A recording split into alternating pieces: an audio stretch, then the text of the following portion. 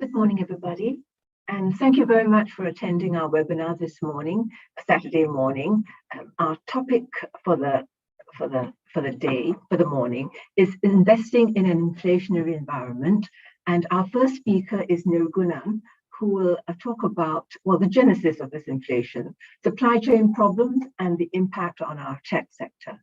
So, Nirgunan, take it away.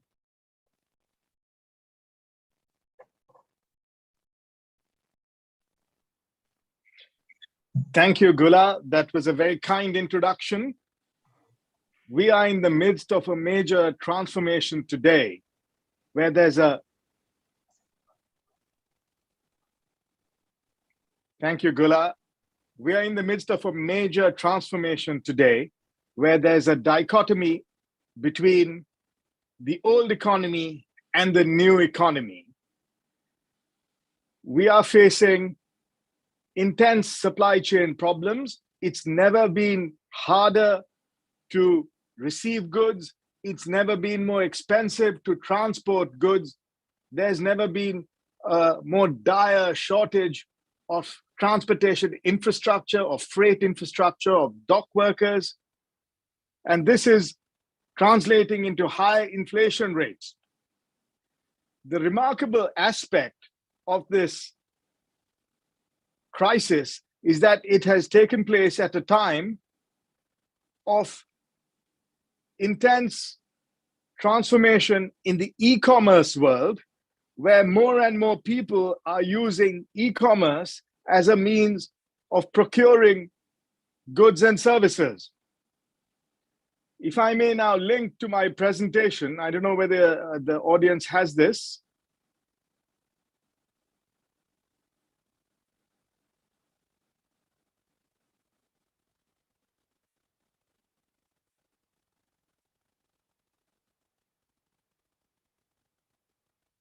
Gula, is there a way of my presentation being linked? Yes, hang on just a minute. You're going to share the screen now, aren't you? Yes. All right. Yes, we can see that. Yeah. Continue. You can see my screen? No. Not yet. Not yet. Okay, hold on. You just share. Can you share screen? Yes.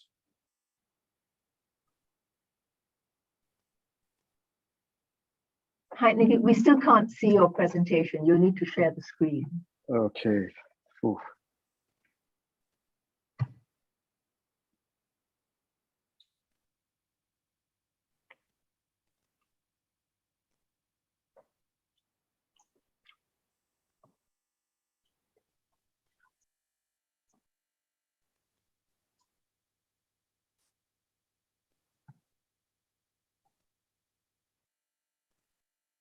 You take about 30 seconds, so bear with me. Yes, in the meantime, I'm sorry, everybody, you see me with the balloons over. But they're meant to depict inflation.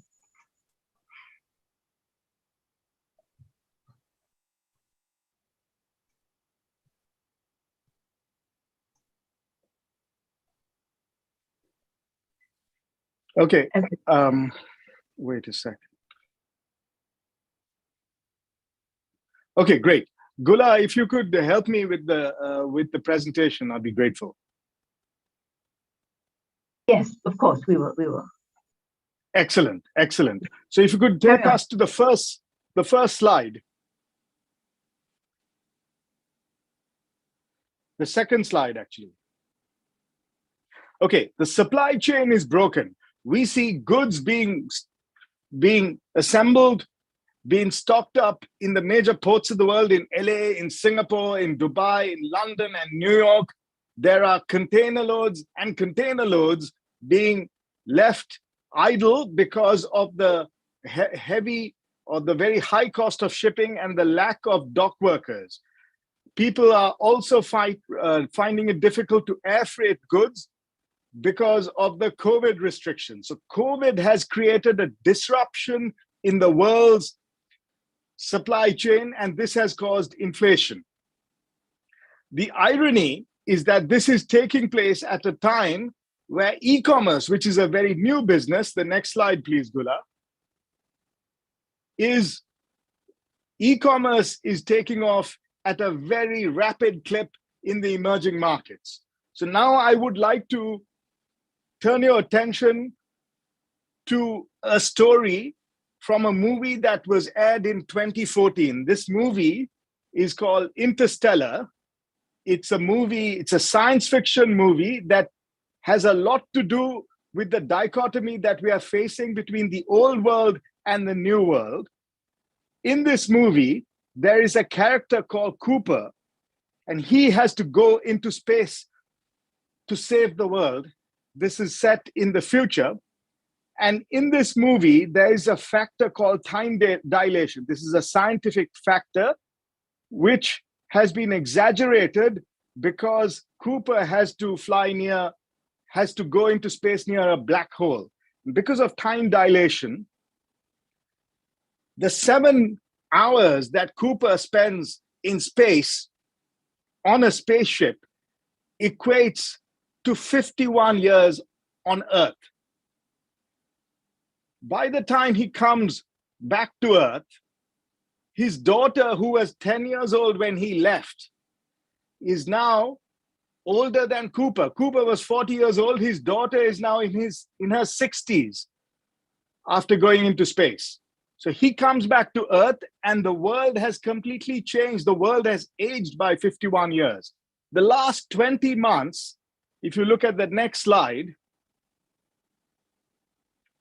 are indicative of a transformation along the lines of time dilation, where the last 20 months are in many ways like 20 years, because the number of people in Southeast Asia, the region that we are in now, who are using e-commerce in 2021 is a lot more than was anticipated in 2019. In fact, we have had the consumption patterns of e-commerce that we expected in 2025 take place in 2021.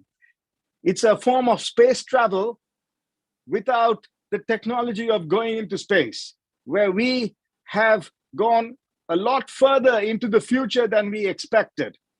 1 in 3 of the people who are using digital services in Southeast Asia today have got on the digital economy purely because of COVID.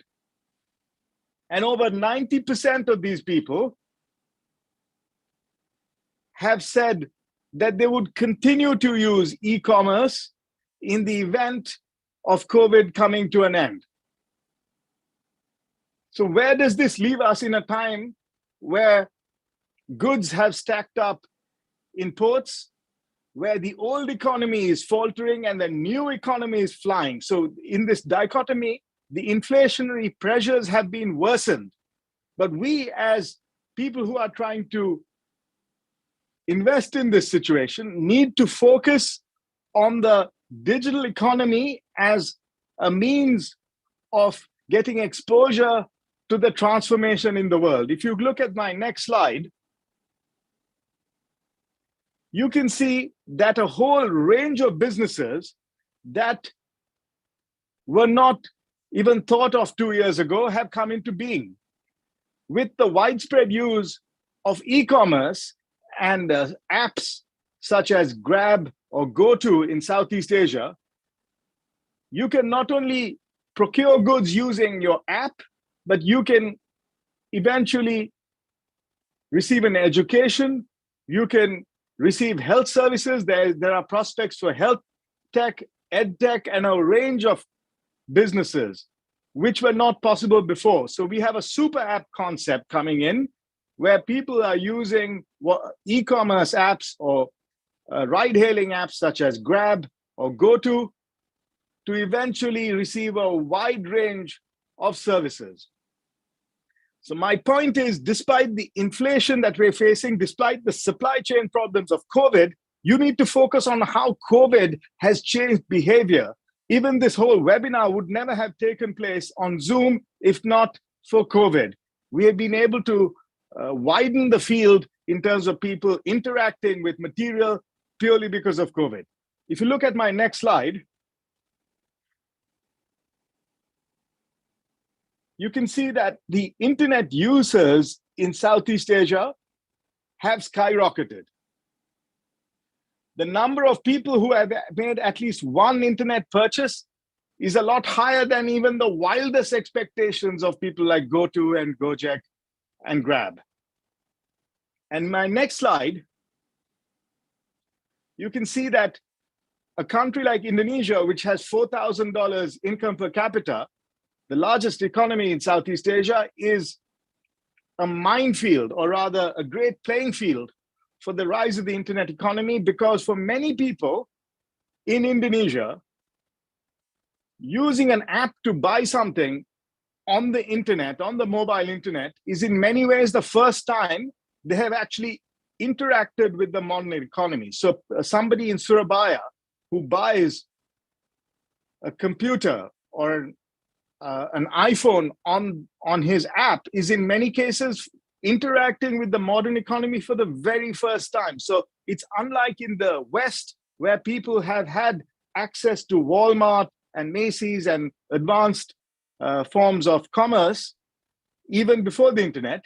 In these emerging economies like China, India, and Indonesia, e-commerce is linking people to the modern economy for the very, very first time. So if you look at my next slide, Indonesia is going to be the center of the e-commerce revolution. So how do we, just to focus on the investment aspect of this opportunity, how do we make money from this whole exercise? And my next slide, the further one, please, Gula. You can see that there are stocks that give you exposure to this trend. And first and foremost, the big daddy of Southeast Asian tech. This is a company that many of us in Singapore use on a daily basis. We use it for ride hailing, for food delivery, and increasingly there will be a range of services that Grab, as a potential super app in Southeast Asia, would introduce, where we would be using it for education and insurance.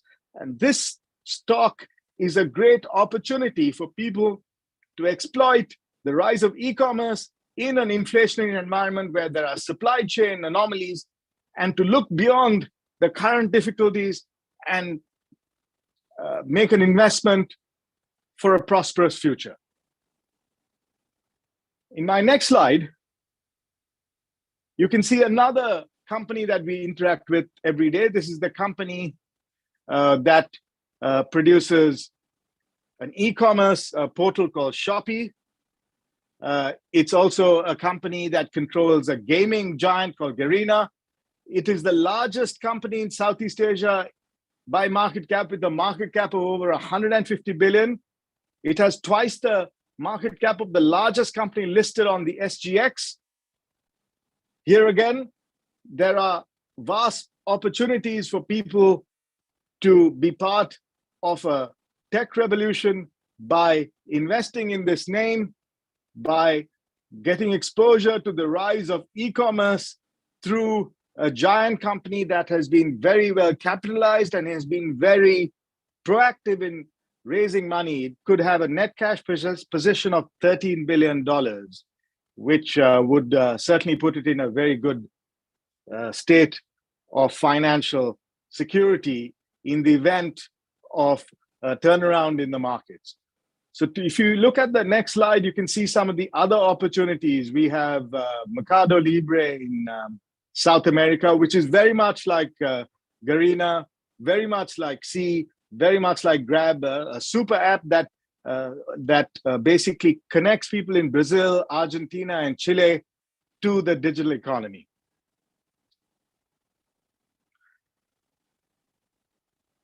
Now, there are major risks when making investments in companies like this.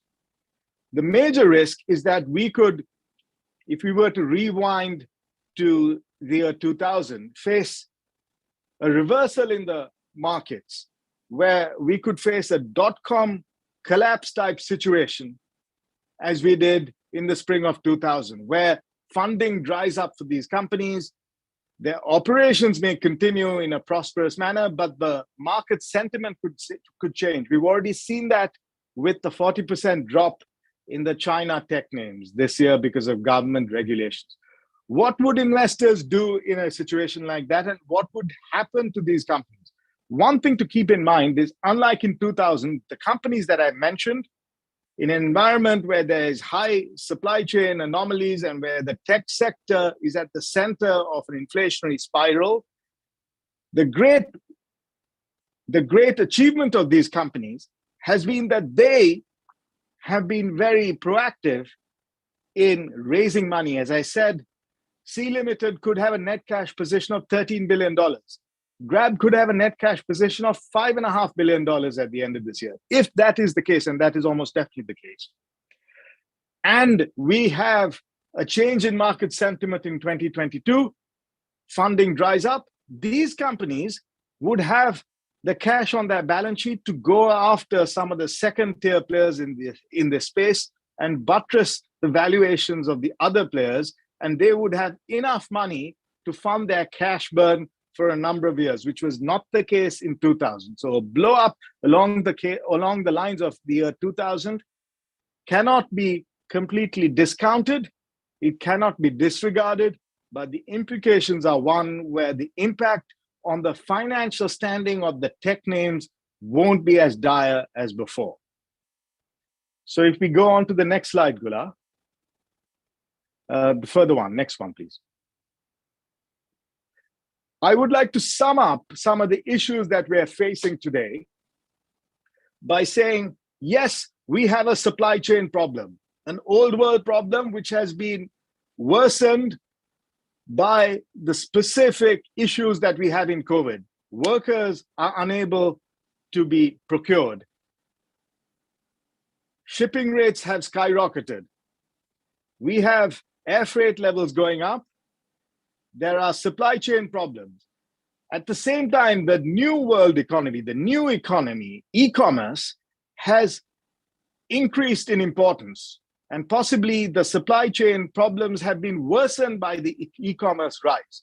But investors need to look beyond this challenge and focus on the investment prospects, on the very compelling thesis for the rise of e-commerce in emerging economies, and focus on companies such as Grab, Sea Limited, and possibly Mercado Libre, which give you exposure to the rise of e-commerce, to the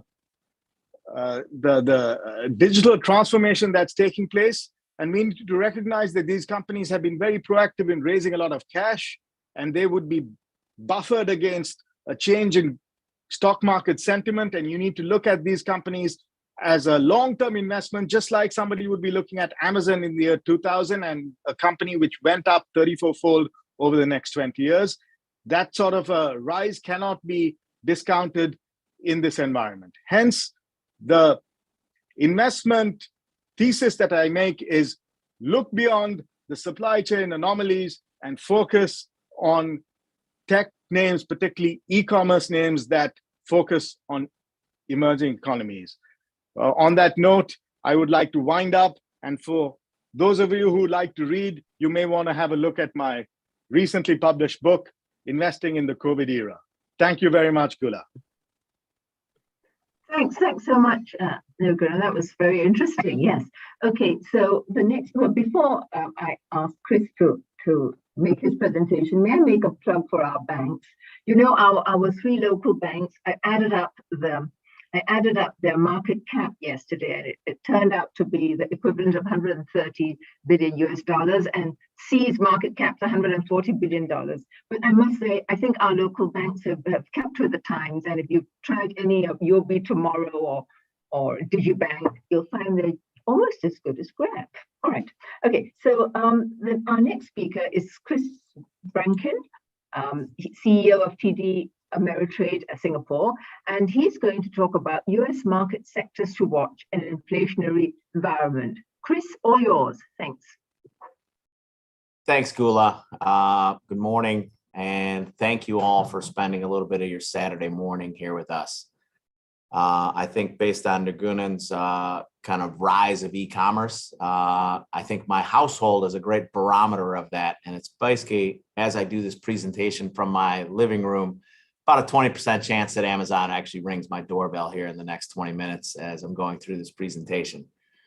Look, yeah, I mean, I just say, wow, like what a week we've had. We've got, new variants. We've had, stock markets around the globe move over 5%. It's just been a very interesting and newsworthy week on many fronts. And hopefully we get past some of this stuff very quickly, because as we get into Christmas, New Year's, and then to the Chinese New Year period, this is impacting people's decisions on whether they're going to travel or not. And it is definitely something that every 3 months, I think we're going to be past it, and we're right back where we were a couple months ago. So hopefully, on a side note, that we get past this pretty quickly. So let me share my screen, see if I can do this correctly.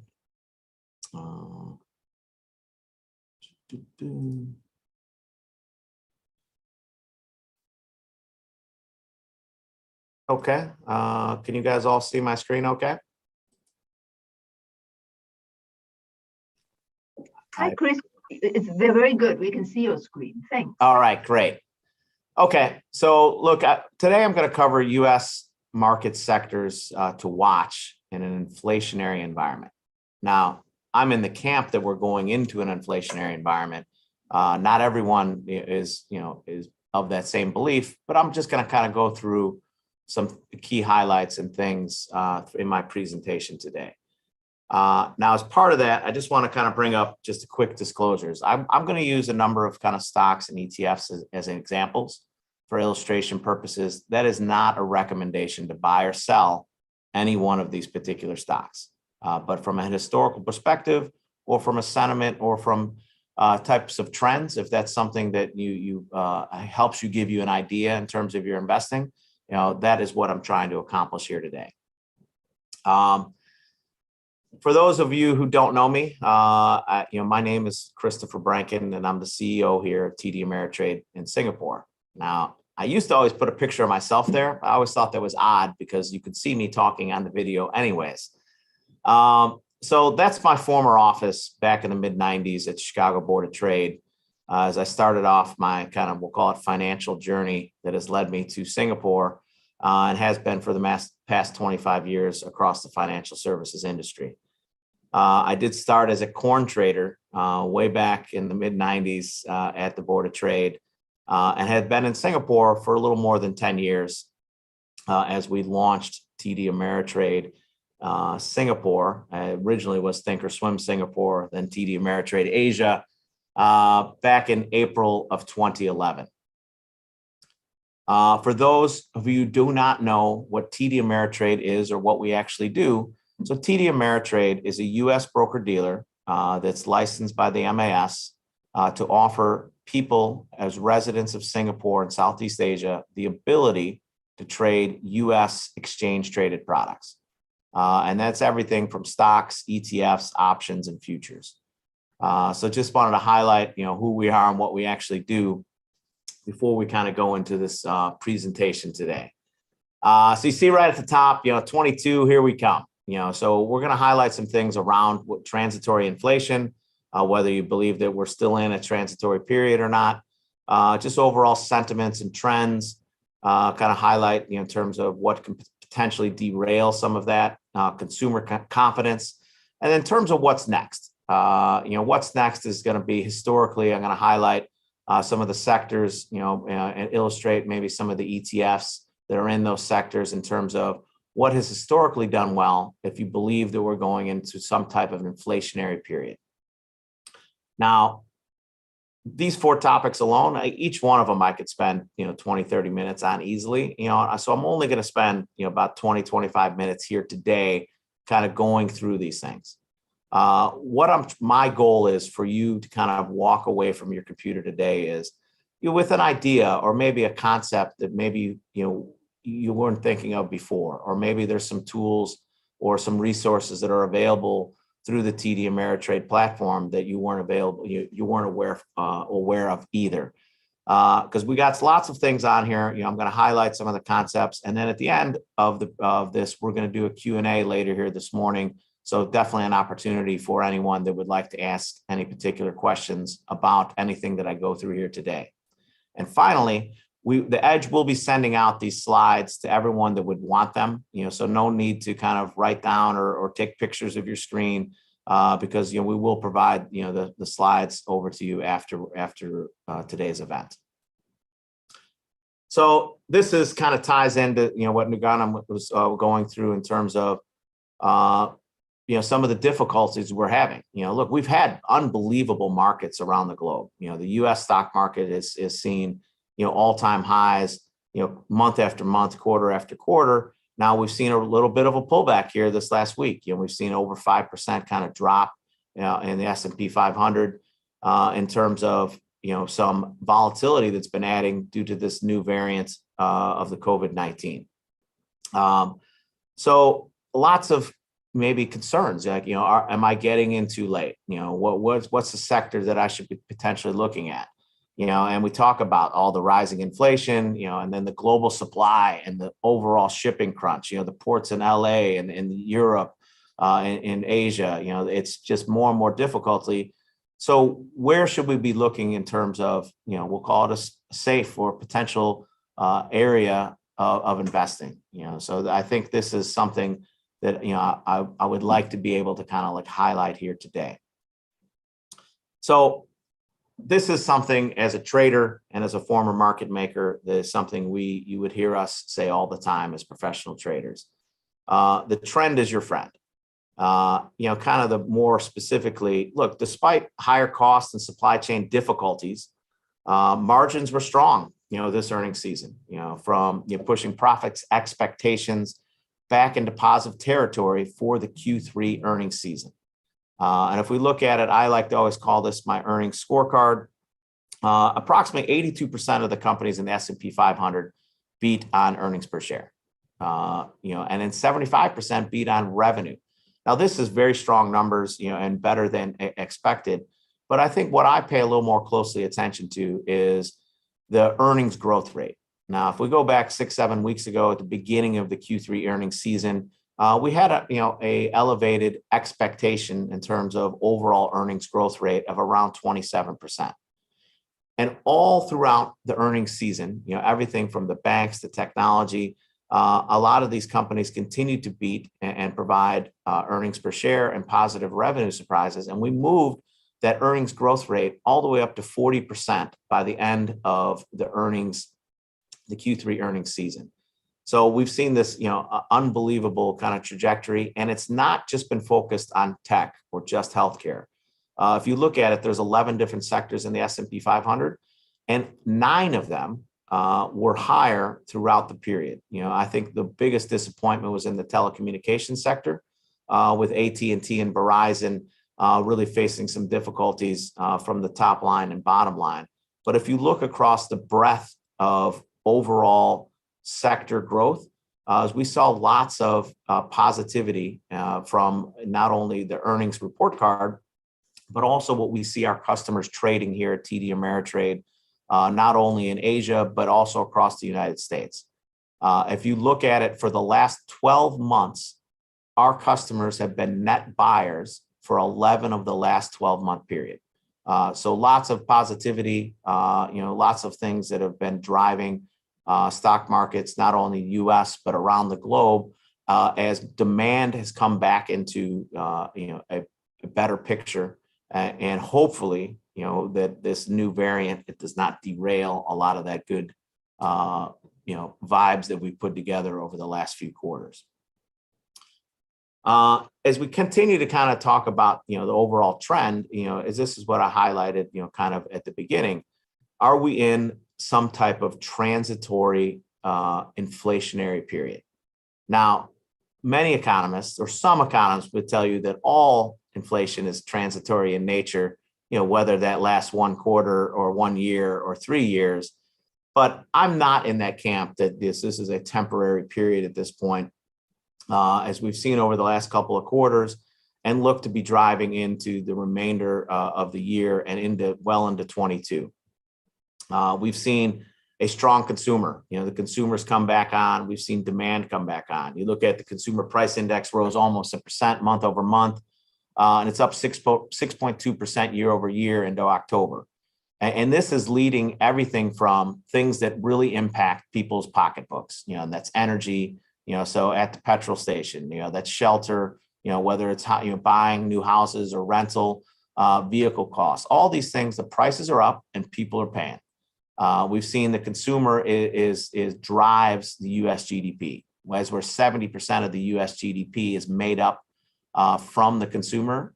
So, really important as the economies look to get healthier is we need to have a present and confident consumer to help drive that going forward. And that really ties into some of the inflationary items. We've seen, the jobs have come back in the U.S. Not quite a great number last night, with 210,000 new jobs being added. But, over the last, quarter, there's been over 1 million people, and we're almost at pre-pandemic levels back in the United States in terms of full employment. And at the current trajectory would be back above full employment, by the, latter part of 22. So lots of good signs in terms of there. And just kind of, as I was looking from the investment bank perspective, if we go to, according to Goldman Sachs, supply constrained goods account for 80%, which is an amazing number of the 2021 kind of overshoot. And this is largely to do with supply chain issues. Inflation should moderate in 22, as some of these imbalances, kind of, subside. But it is something that, every investment bank is paying close attention to. Investors around the globe are paying close attention to, and is really driving what we would call some of that overall sentiment and trends, not only in the markets, but also economies around the globe. COVID-19 in our rear view. This is, if I look back, we did a similar type of forum with the Edge mid-year. These notes haven't changed that much, other than the fact that, the U.S. economy is now almost operating at 100%. So we're back to 95% of pre-pandemic where we were. But, we all are well too aware of this. It's 2 steps forward, 2 steps back. We've had this recent acceleration and recovery. I was putting this together, this, presentation a little over a week ago before U.S. Thanksgiving, and there wasn't a new variant. Now, all of a sudden, that new variant, we saw markets have a pretty considerable sell-off over last week. We saw volatility around the globe raise. We have worries about demand. For me and many other analysts and economists, this is the one major thing that just hasn't gone away and could derail inflation. Because if we have a new variant or one of the current variants that are already out there, kind of put the globe back into any type of lockdown scenarios, that really dries up demand, and then that really kind of, dries up, inflation, because we're talking jobs, wage growth, economies around the world, that would be a big, kind of hindrance in terms of that recovering economy and inflationary picture that many people are talking about at this point. So as I said before, and I say all the time, like the U.S. GDP is a consumer-based economy. It's with a confident consumer, we get a healthier type of economy, and these are things that would help drive overall, inflation picture, and at some point give ammunition to central banks and the Fed at some point to raise rates in the latter part of 22. Like, I'm not in any type of hurry or think that that's going to happen in the first couple of quarters of the new year. But as we continue down this point, if we do continue to see real signs of inflation, at some point, the central banks around the world would have to take some type of reactive type of measure in terms of raising rates in order to stem some of that inflation going forward. Again, I keep focusing on this, so as we head into we'll call it the U.S. and global, Christmas period, the shopping season, which started, technically, we'll call it on Singles Day, earlier, around Asia, plus Black Friday in the United States last week, as we head into the end of the year with Christmas and New Year's, is, the researchers, basically you have some of the big ones that I highlighted, Bain, Deloitte, and then MasterCard from a buying perspective, you expect, a strong buying season, and if we look at the consumer, it seems to be relatively confident. We've seen, producers price index, consumers price index be strong month over month, over the last few quarters. And one thing that as I do look at that, you'll see that the consumer is buying, we'll call it more stuff and less services. So I think as the e-commerce, and has continued to drive results throughout all of 21, as we don't see this slowing down at all. And the biggest thing that's kind of slowing, is almost the supply chain bottlenecks, continue to basically drag on overall production, which means that they just don't even have the products to sell. It's an interesting thing as as I was in the United States in October, is you go into some of the big grocery stores or big, Walmarts and Walgreens and some of the stores I was in, is the shelves are not full, which is a crazy thing, and it's basically they can't get the goods in fast enough from different ports around the world. So interesting as we continue to look at that, and hopefully see COVID in our rearview mirror very, very soon. Because as I said at the beginning, a lot of this is, we're getting into people around the globe are trying to make decisions about traveling for not only Christmas, New Year's, but in the Chinese New Year period. And all of that, if that goes away, that's a big drawdown on demand for lots of different parts of, sectors of the economies around the globe. So this is a kind of a cool thing that I'm going to highlight here. And you see even a little screenshot that I have kind of pasted from our Thinkorswim desktop trading platform. So it's simply titled "The Best and Worst Sectors During Inflation." Now, if you look at it very quickly, I kind of highlighted a number of different asset classes that do well in an inflationary return period. You'll notice one thing about it: they're all positive. The sectors that we don't offer for a retail trader to trade here in Singapore that are negatively impacted from going into an inflationary period are things like fixed income, things like treasury, tips or bond markets. These are the things that would be negatively impacted. But from an inflationary standpoint, that means economies are healthy, people are confident in terms of maintaining a job. Potentially there's some wage growth, as we've seen historically. Over the last multiple decades, that these asset classes have performed or outperformed other areas according to the data that I provided. Now, I say this all the time, whether you're looking at short-term opportunities or you're looking at longer-term investment ideas, the key is really to be invested. This is a pretty powerful stat. So if you go back almost 100 years, so 1926 to 2020, inflation averaged about 2.9% per year. And stocks during that same period averaged a growth of about 10.3%. Now, that's not a guarantee that's going to happen every decade moving forward.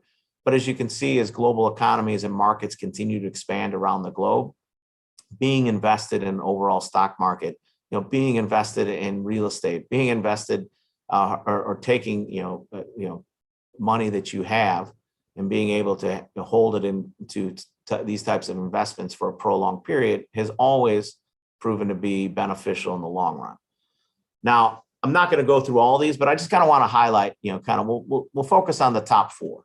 And so oil is a real interesting one. So you've seen, oil a couple of weeks ago was kind of at 8-year highs.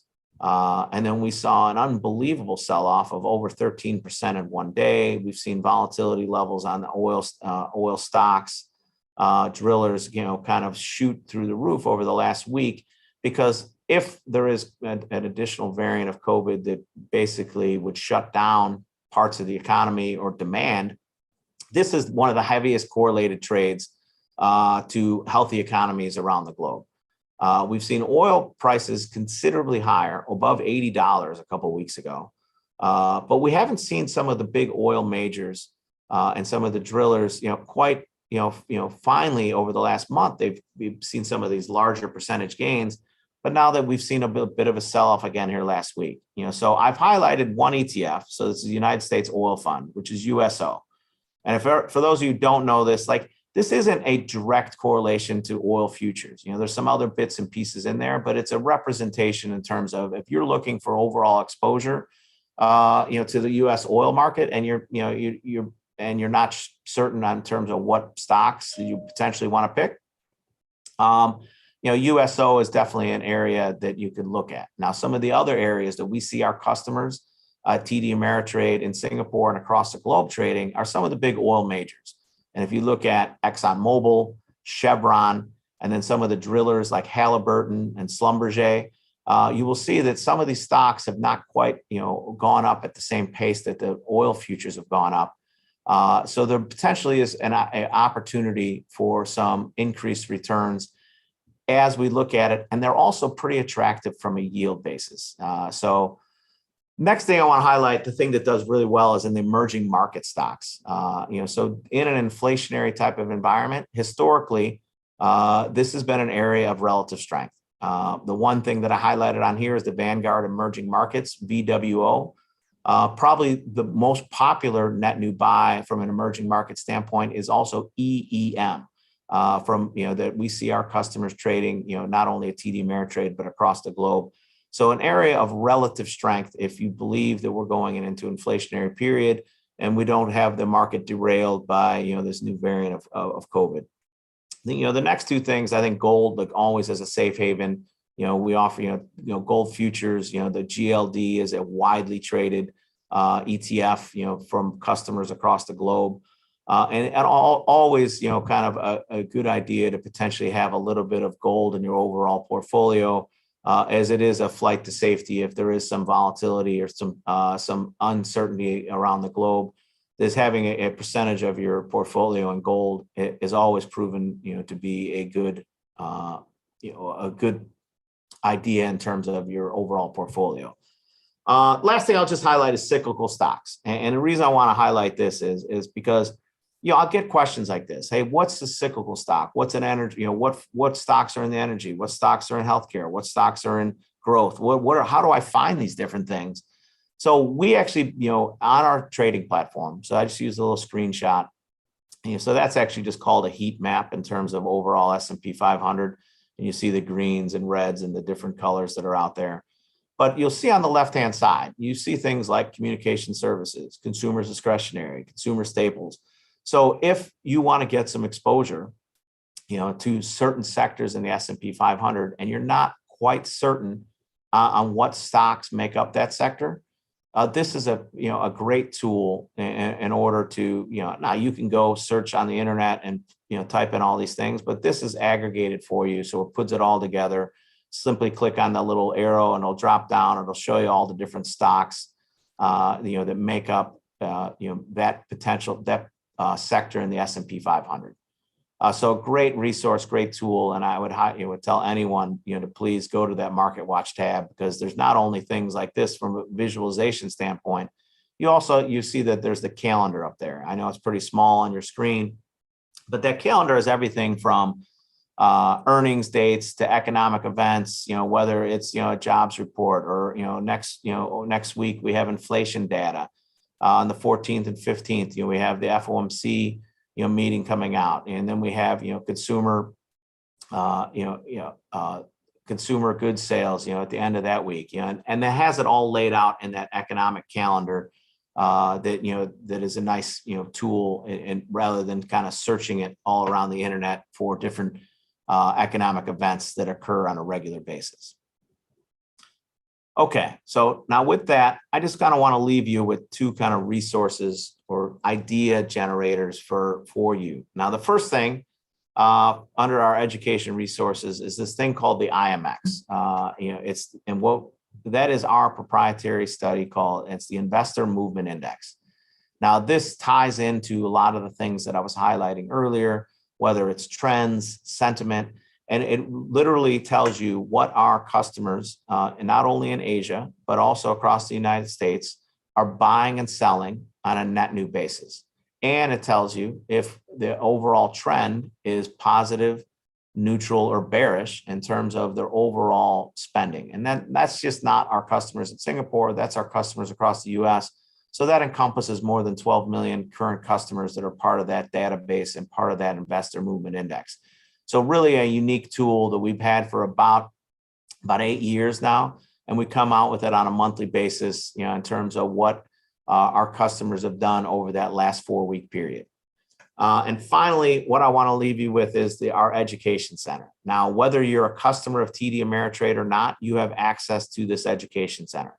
If you simply go to our website, the tdameritrade.com.sg. If you are not a customer, you do have access to the education portal. If you have a username and password, it unlocks additional content. So we put about 15 new pieces of content out every week. And that has everything, covers from whether it's different trading strategies, different market events that are occurring, maybe different economic events that are coming up. And it also shows you basically kind of tips and tricks on how to use different aspects of our trading platform.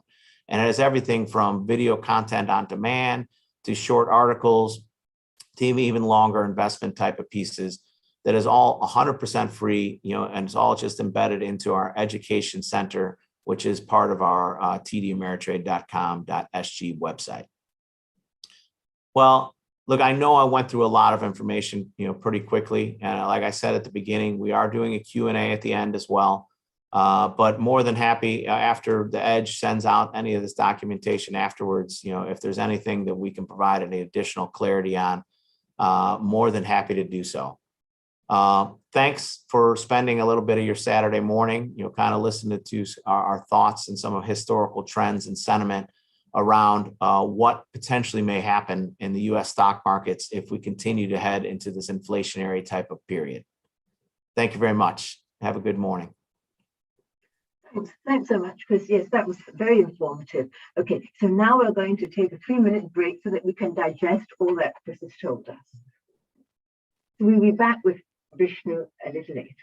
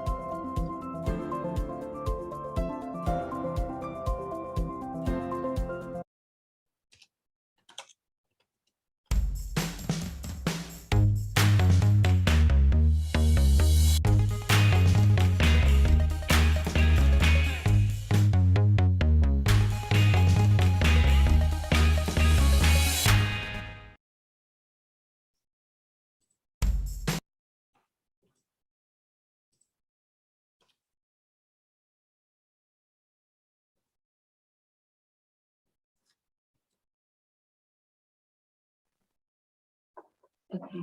Hello again. Our next speaker is Vishnu, Executive. Accidentally. Here's the definition of accidentally. By chance. It's Vishnu. Yes, sorry about that. It's not from here. Vishnu, who will talk about the economic impact of inflation. Vishnu, are you there? Hi, Gula. Thank you for the introduction. So good morning, everyone. Thank you for taking the time to join us. I'm in the very unenviable position of having to speak after Chris and Nirgunan. They've both given, very good views on the inflationary environment and a lot of pragmatic references to what you can do with it. So I'll apologize in advance. I'm not going to share as many pragmatic references here. I shall take a rather boring economist view on this. But that, I think, is something with the view of bringing back to wider questions about inflation. And hence, the starting point for me is this. The starting point is really a question about how worrying inflation is. We have had Chris's view, which is, I think, very consistent with what we have, which is inflation is probably going to start fading sometime in 2022, but it will nevertheless still be somewhat elevated. So it's not going to completely, dissipate away in a way that doesn't cause worry. Now, to this question of whether inflation is going to fade or not, I want to, continue with the theme that Chris and Nirgunan have very, helpfully set up. So that the theme here is twofold. One is we are seeing unprecedented supply chain kinks and disruptions that's driving up inflation in a big way. We also have got, and Chris made a reference to this, where he was preparing his slides and his presentation material before Omicron hit, and Omicron changed everything, at least in terms of the week's pricing. So like Chris, when we were looking at things on our end, oil prices were at $85. We had the inflation fears hogging all the headlines. And I'm going to offer here that the inflationary components and the inflationary problems will not completely go away with Omicron, regardless of how it pans out. To some extent, some of the disruptions are going to be there. And with reference to the supply chain kinks that we've seen that's driving up inflation, there are two things to consider. One is the actual impact of the pandemic, whereby there's disruption to the workforce, disruption to workplaces being fully functioning, and hence backing up the entire supply chain. And there's also the consumer aspect to consider, which is, as Nirgunan put it, a lot of it is being done via e-commerce. The bigger aspect, though, is where we have foregone consumption of services, and in particular travel, because of the pandemic. We've somehow substituted that by buying goods and durable goods and things like that. So a lot of our thoughts on supply chains, freight costs, and all of this are contingent on how long it takes for us to normalize to some degree in terms of travel and resuming consumption of services, such that it may alleviate some of the pressures on the supply chain. So those are some things to consider. But being a proper boring economist, I suppose it would be remiss of me not to address inflation properly from an academic angle. So inflation, we can think about it in two ways. One is you've got too much money chasing too few goods, and that's where the money velocity component comes in. Or you could have that supply-demand mismatch where your producers and your freight and your supply chain cannot keep up with demand. We've seen a bit of both. I will not dwell on this because I want to get into the main questions we want answered about our inflationary environment. And to steal a line from Chris, I mean, some of these topics may take an hour in and of themselves, and inflation is easily going to overshoot that. So let's try to define what we want to discuss today.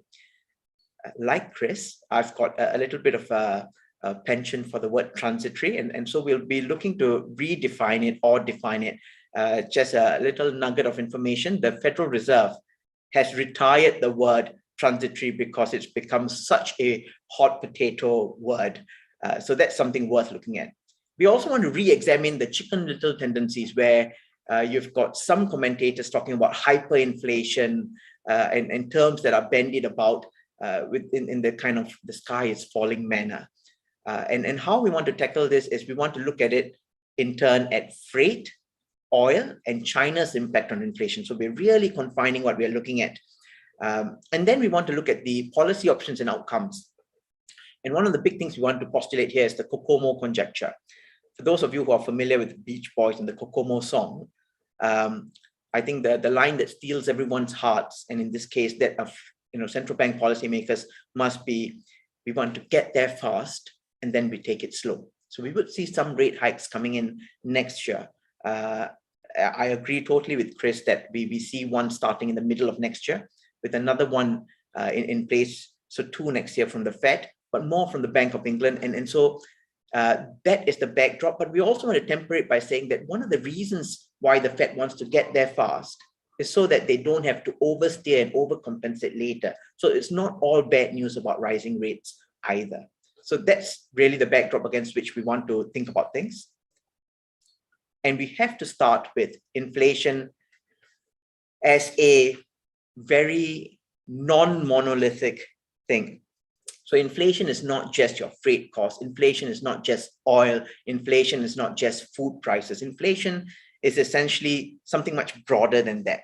But we want to look at some of the very upstream cost push elements behind it. And even those have turned out to be very non-linear, uneven. What we did is we pegged a lot of the commodity prices of very upstream commodity cost push elements, including freight. So this light blue line you see here is the Baltic Dry Index. We pegged them to 100 at the end of 2019 or the beginning of 2020. So as a proxy of pre-COVID levels. Since then, you can see they've really taken off. And this scale goes all the way up to 4.5 times. So it's really taken off, but in very different ways. You can see freight actually peaked out in October at 4.4 times what it was pre-COVID. Since then, it's come down to, forgive me for using the term only, but in the context of having been at 4.4 times, in November, it was only 2.5 times. The good news is some elements seem to be subsiding. I'll give you another example. Iron ore was keeping up with freight. So it's really exploding, but then it subsided since quite dramatically. Copper is elevated at about 1.6 times. Crude oil prices are at about 1.3 to 1.2 times, depending on which point you take your reference.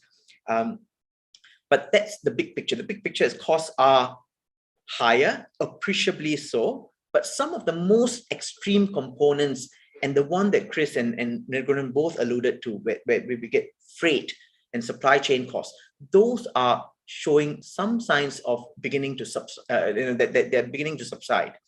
That's for us a little bit of a relief, but we will take a closer look at it. Nonetheless, there are proper signs of broadening inflation, such as rentals that's been alluded to earlier, so on and so forth. And there's also this sticker shock component. This blue line here is US inflation. We've got many other regions and countries, but US inflation hit a 13-year high when it went above 5%. And Chris said it went to 6.2%. That's correct. And that's a 30-year high. That kind of sticker shock plays into the psyche such that even if something is going to be a transitory supply chain cost push, it may start to impact inflation expectations, which is why central banks are now under pressure to respond to it in some way, but not oversteer or oversteer in a way that it becomes detrimental either. So let's start with freight. We did say we are going to look at freight. On the transitory question, I just want to conclude by saying this. I think transitory was widely understood to be something that lasts less than a year.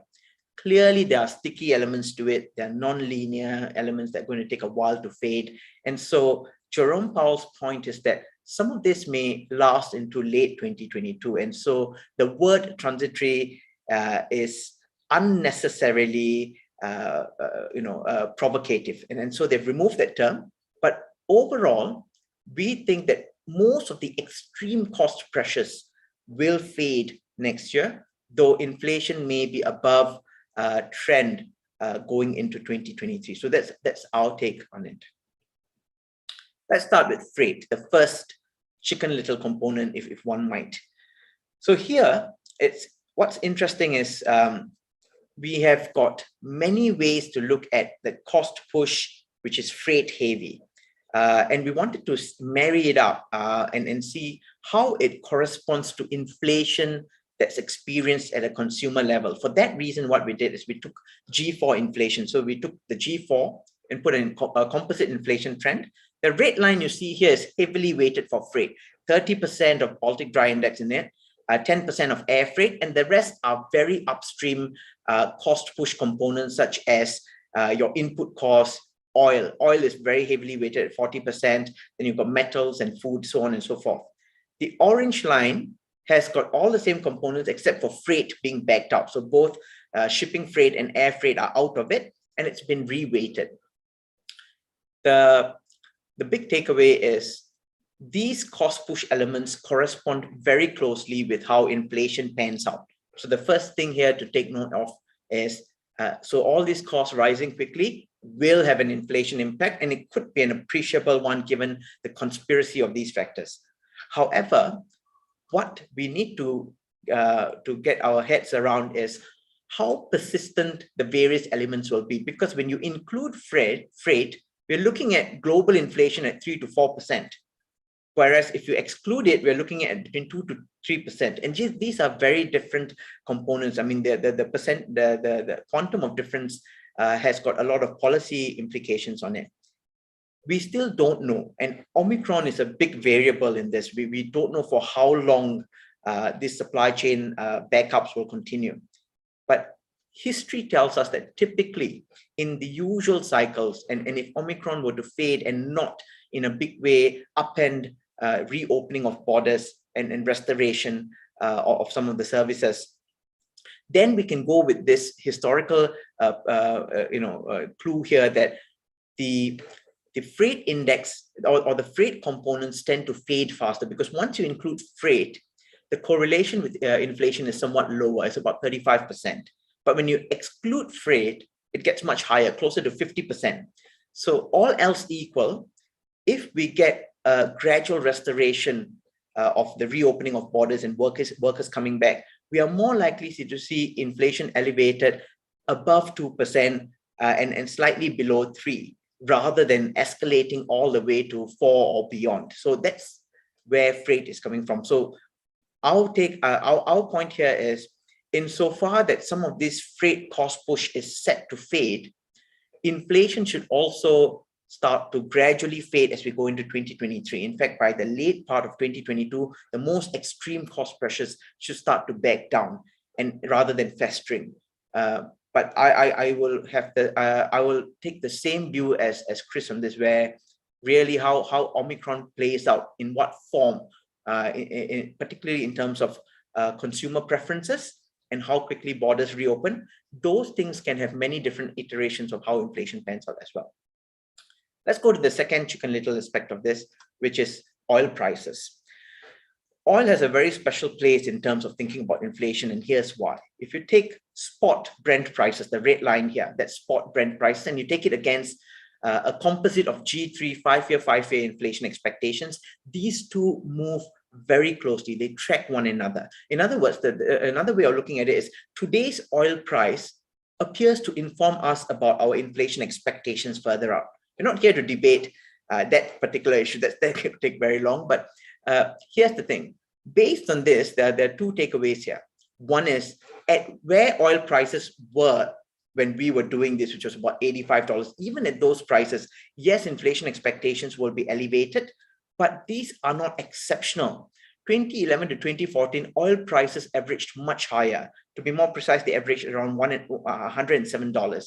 So the levels of these are not unprecedented. And that leads us into the second point, which is stagflation risks owed to oil is overdone fear in our view. These could be famous last words on my part, but here's why we think this is overdone. Because the 1970s oil embargo that resulted in stagflation, that I think, has understandable parallels with oil prices shooting up. But that context was quite different. In the 1970s, oil prices quadrupled. They went 4 times to unprecedented levels, and there was no supply adjustment that could change the rigidity of that price, which is why at that point, demand had to catch down with the supply constraints. And that's what resulted in stagflation. Whereas this time is quite different. As we pointed out, one thing here is oil prices are not going 4 times. To be very clear, I don't want oil prices to go to 4 times, but I'm just saying it's a very different episode to the 1970s. And a more important point is we also have got a little bit of a muscle memory about where oil prices were 2011 to 2014, and we had some adaptations at that point, which should help us get through this. So will inflation be painful and inconvenient? Definitely. Will it necessarily be stagflationary? Perhaps not. And this is what we did. We ran a thought experiment with inflation from oil in particular. The black line that you see here is Brent prices, Brent crude prices. And the orange line you see here is the inflation impact of Brent prices. So what we did is we assumed Brent prices are going to end up at $100 and stay elevated at $100 for next year. That's not my base case, but I'm just allowing it to be that high. And under that thought experiment, the inflation effect of oil actually turns less alarming. So it becomes disinflationary, in fact. And when you run that inflation impact of oil against G4 inflation, this suggests that all else being equal, that means freight is not a particular issue, you don't have any other adverse supply side shocks. Disinflationary oil should lead to disinflationary G4 inflation outcomes, which is why we have some degree of confidence that inflation would be elevated with very troublesome cost push until the middle of next year. But in the late part of 2022, it should start subsiding, I think, more appreciably. And in 2023, circumstances allowing, it should start to subside even more. One reason why we don't think oil will even hit and remain at $100 throughout next year, averaging $100 next year, is because on the supply side, we think OPEC is still holding out on about almost 4 million barrels per day. At the peak, at the worst of COVID, they took 10 million barrels per day out of the supply. Now they are hovering around 4 million barrels, and they're coming under increasing diplomatic pressures to start releasing this sooner. Yes, there'll be some timing differences in starting this up and releasing this globally, but insofar that this is set to be restored in one way or another, barring Omicron surprises, this should be one thing that tempers price. Omicron should temper it anyway, which it already has. But on a more sustained basis, taking Omicron out of the equation, we were quite sure that the supply side dynamics this time are not going to be as devastating as the 1970s. Even in the US, of course, it's a lot more complex because of the profitability issues as well as regulations. But in the US, the rig counts have not reacted positively to prices as they usually would. This may take a while, but we think the sensitivities would increase even if they don't go back to previous levels in 2016, 2017, when US was producing more oil than Saudi. The bottom line, though, is if there is more responsiveness to higher oil prices, particularly if prices rise to $100, US supply should also increase. And if there's a nuclear deal with Iran can also add about 1 to 1.5 million barrels per day. So the long story short is that the oil supply dynamics this time also suggest that some of the supply squeeze will be alleviated as we go into the second half of 2022, which would allow for oil prices not only to turn disinflationary, but even at the levels provide some relief. So for that reason, we also don't think oil is going to be a major inflationary shock on a sustained basis. And in particular, we think oil has been mischaracterized as a stagflation monster, not as it is now. And the last point I'll go to is on China. China typically is an absorber of inflation, not an emitter of inflation. So one of China's famous exports is disinflation. But the power crunch in China, that has been a bit of a problem. So that unexpected power crunch has resulted in China's producer prices. So being the manufacturer of the world, producer prices in China are what's really important for us to watch if you are watching global inflation. So producer prices in China, almost in lockstep with consumer inflation in the US, rose together to 13-year highs initially. And now China's producer prices are close to 30-year highs as well. if you look at this chart in the middle, that shows us two things here, two things in the blue lines. The dark blue line that you see is China's producer prices owed to energy and fuel. The lighter blue line is overall producer prices, PPI inflation, and this is the fuel component. So you can see the fuel component has become very dramatic due to the power crunch. But there are two things to be said here. One is that the power crunch was unintended. It's not an intended migration to green policies by China. It was due to a conspiracy of various uncoordinated policies that resulted in that. And what was the outcome of that? For that, you need to look at this chart. This is the coal stock, coal inventory that China has. The blue line tells you how much coal inventory the ports have. The orange line shows you how much coal inventory the 6 major power producers in China have. You combine the two, you get the purple line. How we are measuring this is we're taking it against the average of 2019 and 2020 to see whether it's above or below and by how many percent. So you can see somewhere in October, we hit all-time lows, which is what caused the power crunch. But you can see very, very quickly, the port coal stocks have been restored. Of course, not as much with the power generators because they're burning this to produce more power. But the outcome is this. The outcome is China's power output is trying to catch up with where demand is. The unfortunate thing is that winter demand is rising, so they are catching up with a moving target. But with the 2 to 4 month lag, that power crunch should resolve. And that means that the producer inflation in China would also come off. That means they will emit less inflation to the world. In fact, I'll frame it another way. They should turn back into becoming an absorber of inflation. Because if we look at this final chart here, this shows you the most upstream cost pressures for China's producers. These are your raw materials and input costs. The black line here shows you China's most downstream producer price inflation, which is manufactured goods. And you can see China has this ability to compress it, which means its own production facilities, due to margins as well as productivity, can compress inflation, which is why we are a little bit more confident by its second quarter next year, China should once again become an absorber of global inflation. So you put together the 3 different points on oil, on China, and on freight. We think that by late 2022, the worst of inflationary pressures would start to subside, even if it's elevated slightly above trend levels. Let me quickly wrap up in terms of what we think the policy conjecture and the outcomes are from this. We think that this, regardless of that, inflation is going to be inconvenient, it's going to be uncomfortable, and the fact that it's causing a sticker shock and broadening means that policymakers will have to react. And so that's the first part of the COCOMO effect, which is get there fast. So we think the Bank of England will do up to 3 hikes, maybe even more next year. And we think the Fed will do 2 hikes in the second half, starting in the middle of the year. And the reason why they need to move quickly is because policy settings now are, to begin with, exceptionally accommodative. So this is the reason why we also expect in December, the Fed will announce that they're speeding up taper. So rather than winding down QE by the middle of next year, they may wind it down by, say, March or April. Also, we've had these sticker shocks, which then get transplanted into inflation expectations, which is unwelcome.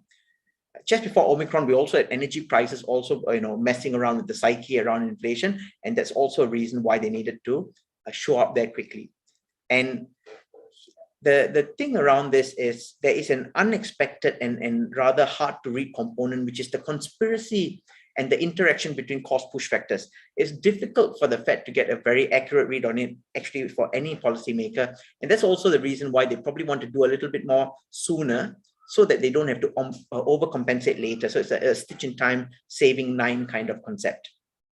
But after that, the good news is then they can take it slow, so they don't have to over tighten. So we don't think the Fed will rush into quantitative tightening, or it's going to keep upping the pace, accelerating the pace of rate hikes. In fact, we think that they could do 1 hike per quarter heading into the middle of 2023, and then probably take a little bit of a backseat and slow down if conditions allow them to.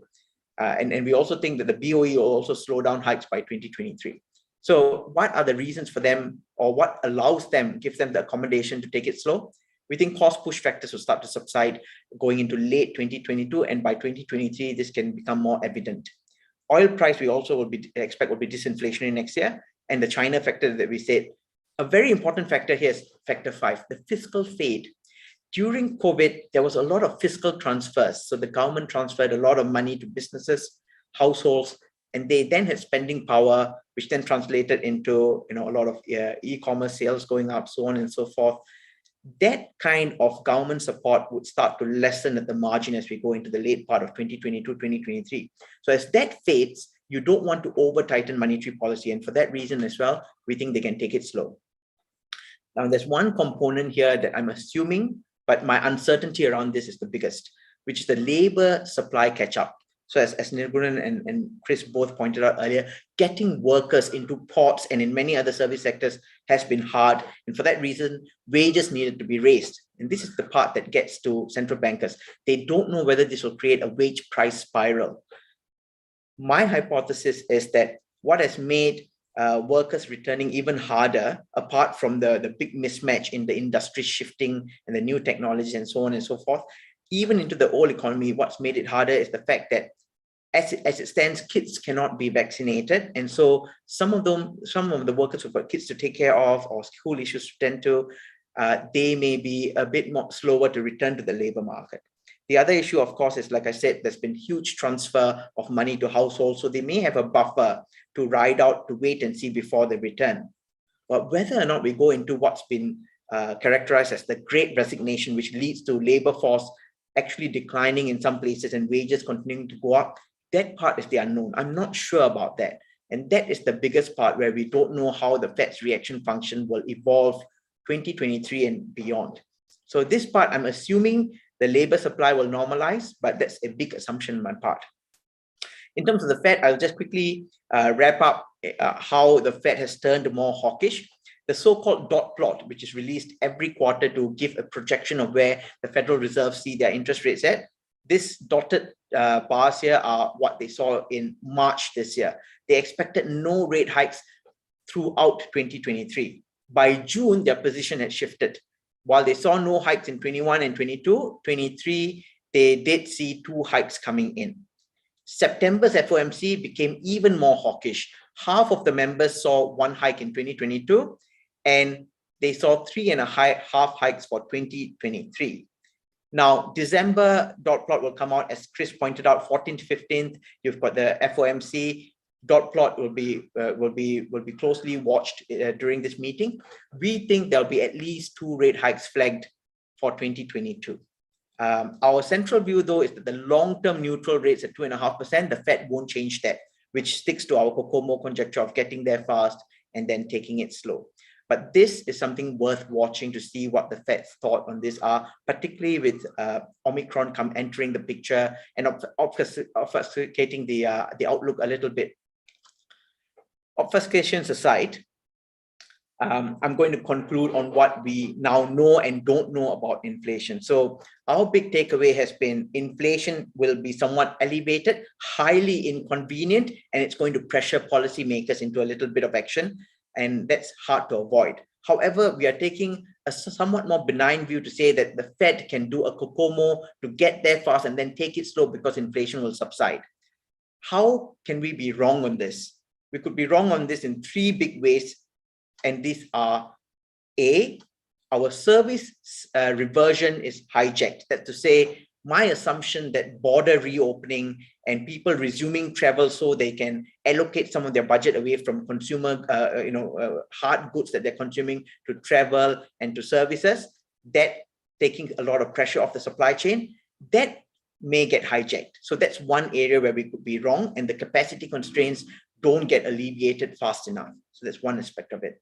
The second one is what I talked about earlier, the Great Resignation, whether this is true or not, and whether labor force shifts and disruptions continue to push wages higher, and that leads to inflation being much more elevated and policymakers having to respond a lot more.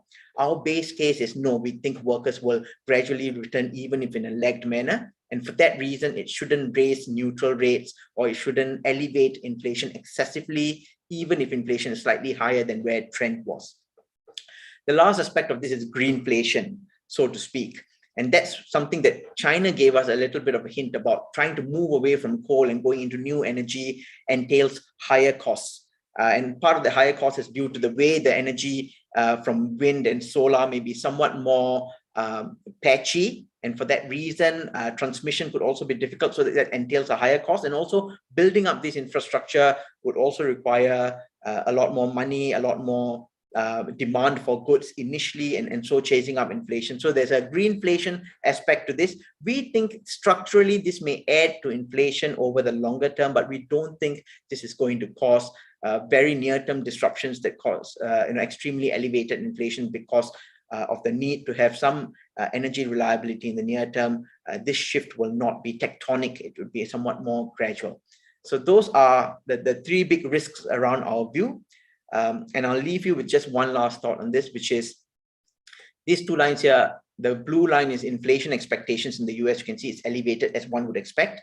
The green line is 10-year US Treasury yields, which remain fairly suppressed, even more so after Omicron hit. So the question around this big gap that usually doesn't exist can be threefold. One is there is belief in a shift in the framework, because the Fed has said that they will look at flexible average inflation targeting, which is to say they allow inflation to run hotter, which means markets think, yes, inflation expectations can be higher, but the Fed's response won't be as high. That could be one. The other could be a total disbelief in the Fed. That's to say, markets believe that the Fed is behind the curve, so they will have to over tighten, and the over tightening then in turn leads to yields falling back as the economy starts to stutter. That could be another read on this. Or the last read could be, it could be a confidence deficit issue, because the markets don't think there's enough confidence to keep this consumption rolling forward, and so they're taking a dimmer view of where yields will end up, even though currently inflation expectations are high. We don't have a very strong view on which this is, but one thing for sure is, as policy starts revealing itself, this big gap in pricing between yields and inflation expectations is one potential source for volatility as the two need some kind of reconciling. So with that, I'll end my presentation here. Thank you very much.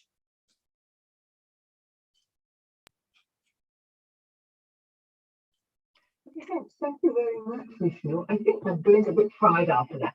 But just before we come to the questions that our audience have asked, can I ask the panelists a question related to inflation? The US has had this big infrastructure bill that's been passed into law, and it's more than $1 trillion. So how will this feed into this whole inflationary or disinflationary or whatever environment that we have? Because the US really does need these roads and bridges. I don't know, Chris, do you need roads and bridges and all the things that this bill provides? And how does that feed into inflation? And which sectors could benefit from this? Sorry, just yeah. Look, I mean, look, the U.S. Infrastructure is crumbling on some of the major cities and bridges and roads around the world, around the United States. That is in definite need of the spend. Now, do we quite need $2 trillion? That's up for argument, I guess. But what that spend will do, if more and more of that money gets pushed through, as it puts, whether it's bridges, roads, it's spending in the economy, which brings in some type of inflation, which potentially drives wage growth, which potentially drives, the expansion of the economy. Would be nothing but, inflationary in nature, and I mean, really unavoidable. I mean, if you're spending trillions of dollars and actually pumping it into the economy and putting people back to work and spending money on projects, it's unavoidable. But what sectors would there be any sectors that benefit from that? I mean, you would have, from industrial production, for sure, some of the, any of the big earth mover companies, the Caterpillar type guys, is it? Absolutely. And then I think, just on an overall, kind of secondarily type of thing is if you have all this demand being driven for projects, I think that also ties into the energy sector as well, because you need things to support, all steel, the, right? You need the steel. energy being provided to make these things is not coming from, it's not coming from it's wind. not from the ether. Yeah. It's coming from wind. Yes, you need steel, you need metallurgical coal or whatever to manufacture steel and all that sort of thing. Okay, we got that. All right. What about on your side, Vishnu? Did you think about the US bill, or is that not into your model? I think it would be remiss if it's not in my model. So I agree with Chris. To a large extent, this will cause, any spending on the ground is going to cause some kind of price support, price pressures coming through. The way we looked at it in terms of looking at a 2-year view, though, is to look at where fiscal policy was last year, how much spending was done, how much transfer of cash is done, and then to see at what pace infrastructure plans can pan out and how much spending can be done on a more prolonged basis. And the pace is somewhat different, which is why we don't think it'll turn out to be hugely inflationary, but it will remain supportive of prices, which is why we think inflation will be slightly more elevated. So Chris is absolutely right that this is going to move energy, some of the materials, and all the earth mover companies, so on and so forth. But our bigger view, though, is it will prop up prices. Like you say, there's going to be demand for public sector spending, but also eventually it adds to capacity, which eventually will start to absorb inflation. So we are not alarmed by it. In fact, like Chris points out, it could be a good thing because it creates a wider range of jobs, so on and so forth. Okay, thanks. Okay, let's come to the questions that everyone else wants to know about. So there's a question, and I think Chris has answered it, on the earnings beats and valuations. And Chris says that valuations are a bit stretched from a historical perspective, and the companies that miss the earnings have missed earnings expectations are heavily impacted. Do you have like a figure for multiples or anything like that, Chris, that currently and what they have been historically? They're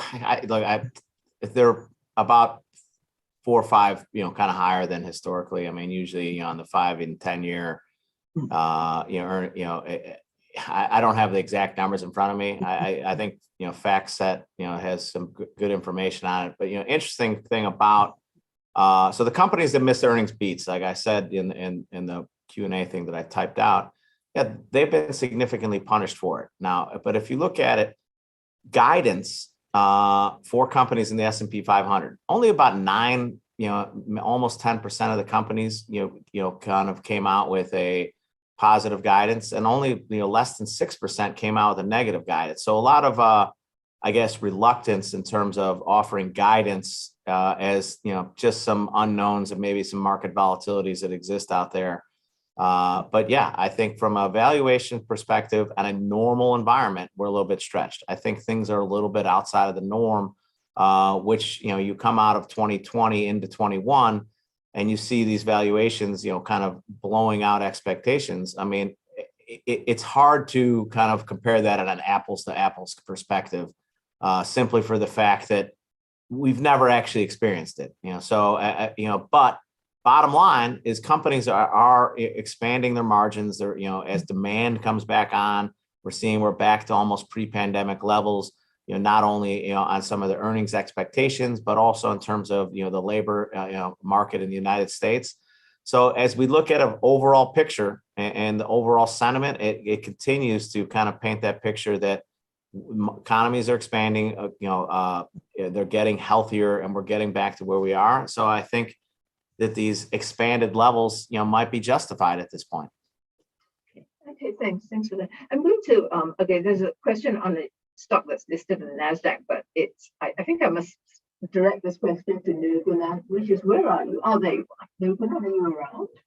No, that's Vishnu over there. Is he there? He's there. Okay. Okay, so there's a question here about the price of C. Now, C is one of the stocks that you highlighted. So this question is, why has it dropped so much? Do you have any idea? You're on mute, Nick. there's been a risk-off trade in the tech space for the last month or so because of concerns about a renewed crackdown on the China tech stocks. That doesn't have an immediate impact on Sea Limited, but there's a certain class of investors that treat EM tech stocks with the same brush, and that's possibly why there's been a sell-off. You need to look at it from a long-term perspective. You're talking about a company that has accumulated net cash of 13.5 billion, which has a strong grip on e-commerce in Southeast Asia, where e-commerce is about to take off at an exponential rate, and a stock which has such a strong footprint in a region like Southeast Asia cannot be discounted for its long-term prospects. Okay. So hang on just a minute, I've lost myself here. Where have the questions gone? Oops. Okay. So can I just ask, Chris, there's been some talk of some of these Chinese tech stocks being asked to exit NASDAQ.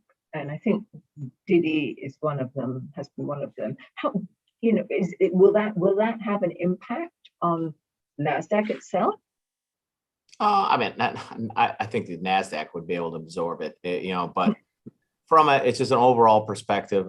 You look at this Chinese tech crunch, we'll call it, over the last couple of months. Well, we've seen our customers, TD Ameritrade, we're actually, are dipping their toe back into the water to buy some of these, big tech companies, Alibaba, Baidu, Oriental Education, in terms of, were they overly punished? Probably. But lots of concerns, I think, as you look at, even the Chinese government came out and said some things about, hey, we're not trying to stop innovation and IPOs and things, it was almost like, hey, we still want to be, seen as in control of this. But yeah, I think you've seen that come back, and I just think the power of overall e-commerce, with the United States and China is unstoppable.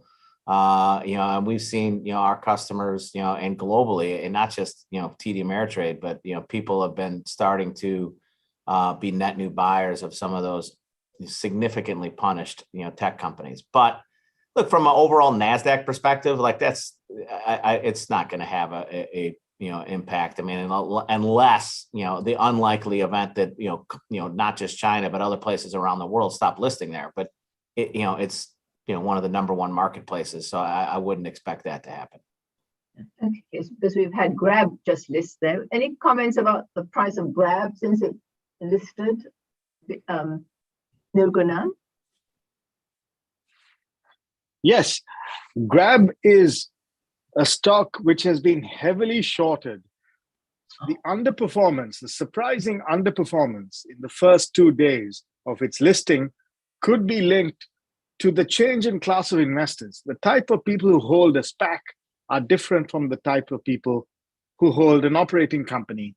And this rebalancing may have cascaded into a severe sell-off. Our fundamental view is that Grab has a vice-like grip on ride-hailing, food delivery, digital financial services, and by virtue of that fact, has an excellent chance of becoming the super app of Southeast Asia. And investors in this region, as well as ones overseas, need to pay attention to its immense prospects. Okay, thanks for that. All right, so we've got a question on the US market sell-off with tech and growth stocks. So are these expected to continue till the year end and beyond? What might be other factors contributing to the continuation of the sell-off? Look, Chris, you probably try to address this, or have another go at it. Well, if I love to pull out my crystal ball, look, I think there has been we'll use the term knee-jerk reaction in terms of what was announced, at the end of last week. This is significantly added volatility. You've seen, U.S. markets sell off by 5%. Like, is this an opportunity to kind of, buy some of these stocks, at a, that you've got them on sale.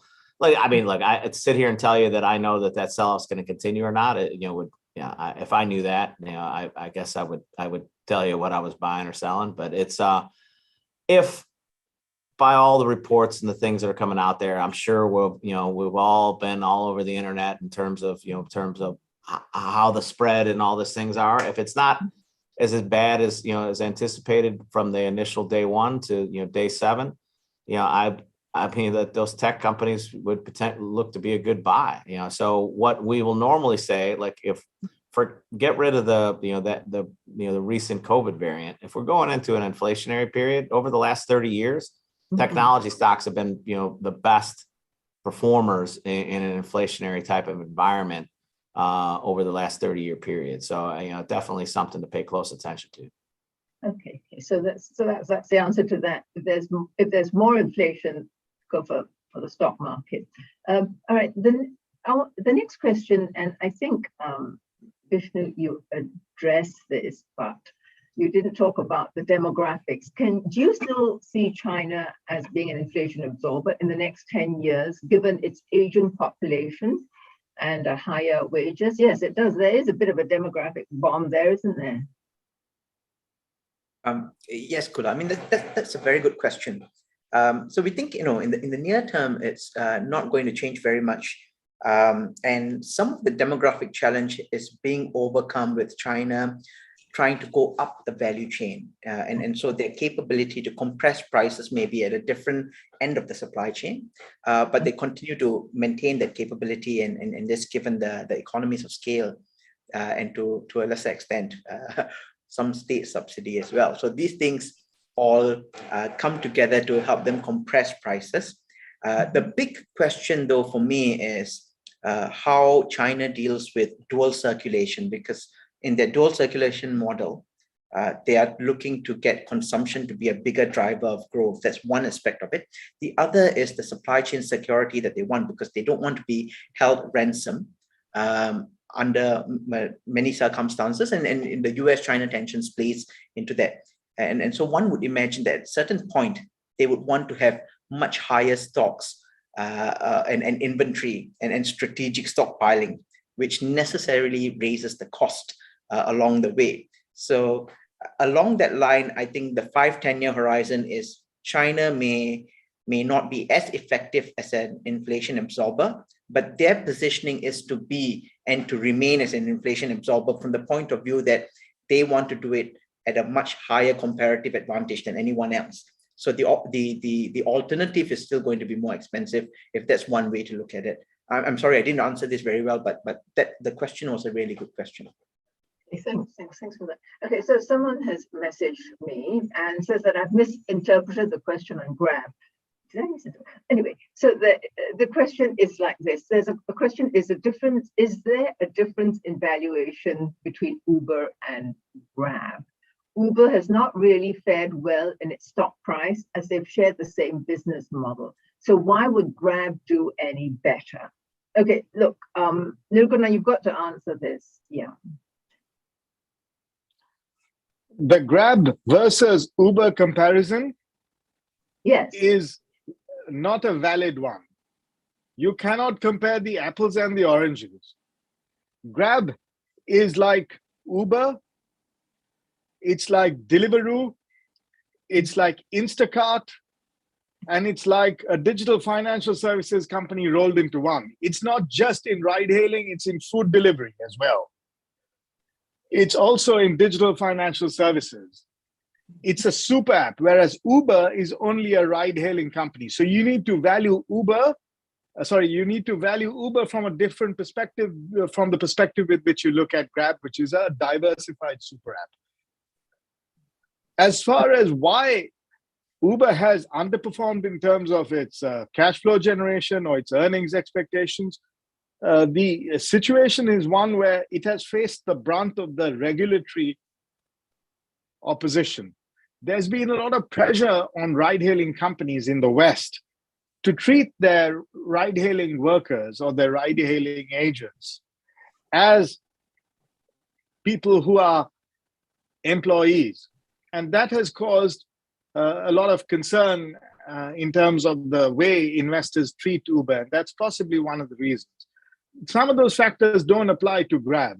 So I think you need to look at it from a different perspective. As far as the issue of profitability for a tech company is concerned, pure accounting profits cannot be used as a yardstick. To give you one example, the way the accounting works is that when a manufacturing company is involved in capital expenditure, the capital expenditure is not expensed from the income statement. You're not facing that. You're not facing any capital expenditure being directly accounted for in the income statement. Whereas in the case of the tech companies, their equivalent of capital expenditure is the operating expenditure, and that is charged to the income statement. So the more operating expenditure that a company like Grab involves itself in, the worse their P&L gets. But investors need to focus on the top line and the direction of their free cash flow and EBITDA as opposed to traditional profitability metrics. And from that perspective, we see very strong growth in the next 3 years. Okay, thanks. Thank you. We've put a lot of votes for some of these questions on the Chinese market. So could we, is it already we sort of diverge a little bit? So there's a question of how do you see the recovery on the Chinese market, particularly the property sector? And then there's been another question on all the major banks have called a buy on the Chinese tech sector, but prices have been on a steady decline for most of 2021. So we seek the view of the panelists. So that's a second question on the Chinese market. And then there's a question specific to Chinese Evergrande, but let's widen that to the problem of these Chinese property stock high yield bonds. And that one, so we'll start with Vishnu on the bonds. And then we'll go to Chris on the tech sector and to Nirgunan on the Chinese market in general. Thank you, Gula, for that question. In all honesty, I think this question is another 2 seminars actually, in parts. But let me try to be as concise as I can. Okay, 1 minute on these high yield bonds, so or the lack thereof.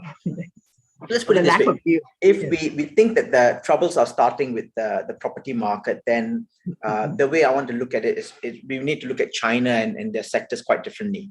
A lot of things will flow from regulations around it. So until and unless one has a view of when regulators start loosening the noose, it will be difficult to get a grip on how these companies are able to raise liquidity or credit. The signaling from the regulators has crippled liquidity flow on many fronts. Banks are reluctant to roll over loans. You've got on the ground difficulty in offloading assets because either there's a belief you can get it at a fire sale price, or at the retail level, people are reluctant to buy properties from certain companies, fearing that they may go bust. And so that's really a vicious cycle that really drives up liquidity. And that brings us to the conclusion that it's either going to be a restructuring or in effect, some sort of a default unless the regulators step in. So if you assume that regulators are going to step in, then that's one series of outcomes. If you assume regulators are not going to step in, then it's to bear in mind that this sector, loosely speaking, accounts for, directly and indirectly, about 1/3 of the Chinese economy. Even if they wanted to inflict discipline, the Chinese policymakers cannot allow the property sector to crash entirely either. So it may be a case of state-owned enterprises going in strategically to acquire assets. Some may see this as a partial confiscation risk where the valuations shift dramatically. But for bondholders, it is going to be a case of having to swallow the very high possibility of haircuts, because from the policymaker's point of view, the way I look at it, and I could be very wrong on this, the way I look at it, there is a great push on their part to be accountable to onshore stakeholders, such as those who have bought the properties or the wealth management products. And it's a secondary desire to meet all the obligations of offshore bondholders. From a default risk point of view, this can be bad for Asian bond markets because I'll give you an example. Chinese high yield or Chinese property as a Asia high yield percentage, your default percentage can go up from 3% to about 12%, with only Evergrande defaulting. That's not good news for anyone, as Chris earlier put it, who paint the sector with a broad brush and look at it as the EM Asia high yield space. So it is a very bumpy road down, but it is one that's very difficult to predict and to spot opportunities because of the regulator factor. You don't know at which point what regulator is going to step in. For now, they're trying to placate markets, saying that this is ring fenced. In effect, it is going to be difficult to ring fence because of all the shared practices, as well as suppliers and contractors and things like that. So I know I have not answered this question, but to the point, my caveat is it's 2 seminars. Yes, Chris, there's this question on the Chinese tech stocks, many of which are listed on NASDAQ. How do your customers and your clients see these tech stocks? Do they think they offer value, or are they very concerned that they may be told to get off NASDAQ? Yep. No, so look, from our investor movement index, a couple sectors that we've seen some positivity in the last couple of months. One has been some of the big Chinese tech names, Alibaba, Baidu, Tencent, definitely JD.com. And then we've also seen some net new buying in the EV space in China. So Xpeng Auto, NIO, BYD, so these companies, have have been net new buyers. And that's an interesting one because, their biggest, issue is they can't produce enough cars, because they don't have the materials to make them. So whether it's precious metals or it's the batteries, there's different things, but there's definitely some production issues. But those stock prices, if you look at all of them, have significantly gone up over the last few months. And then finally, the one thing that we have seen is a differentiator between what our Asian-based customers are net new buyers of compared to the United States. And this is I think, more the health of the tech space is Taiwan Semiconductor has been the #1 net new buy stock for our customers in Asia for the last 6 months in a row. To me, I think that's a good barometer in terms of, if the chip space has got some positive, positivity around it, I think that's more of an underlying health for the, that part of the economy to move forward. So look, we see our customers, we've seen HSBC, we've seen some of the other large investment banks saying, hey, look, I think now's the time to, start dipping your toe back in the water, so to speak, and especially on the Chinese tech space. But, a couple other areas to take a look at is the chip space and then also the EV space, in China for the stocks that are listed in the U.S. exchange have all been areas of relative strength over the last few months. Okay. Sorry, wait. Nogan, I'll come to you shortly. But there's been a couple of questions on gold, okay? Whether gold's an inflation hedge, Chris can have a go at that one.